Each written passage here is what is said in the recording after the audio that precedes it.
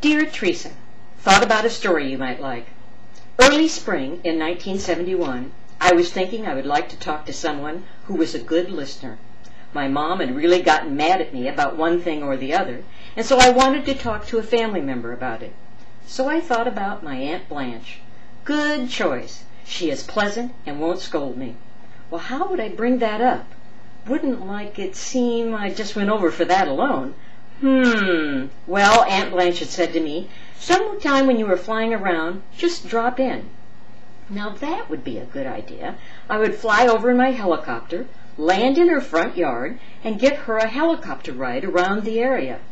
The weather was fine, and I flew over to Okoye and circled a couple of times to check for telephone wires, a hazard. Being careful of the wires, I made an approach for her front yard and landed on the grass. Aunt Blanche, hearing all the noise, had figured out that it was her nephew and came out of the house and walked up to the fence as I was shutting down the helicopter. She was glad to see me and invited me in. Of course, I offered to first give her a ride around the countryside, but actually she declined.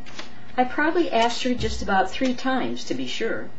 So we went in and she gave me a cup of tea and we had a nice visit. Probably her sister had already informed her that she was mad at her son, but Aunt Blanche did not let on. So I told her the situation, and as expected, Aunt Blanche listened patiently with a smile. Then she said, "Well, honey, don't you worry about that one bit. Things will work out just fine." After talking a while more, I asked her if she was sure that she did not want to go for a helicopter ride. "Maybe not today, honey, but thanks for asking." So I climbed into the little B-2B copter, waved goodbye, took off straight up, and flew back to Pontiac, feeling like a load had been lifted from my shoulders. Aunt Blanche was really good about that kind of thing. Norm.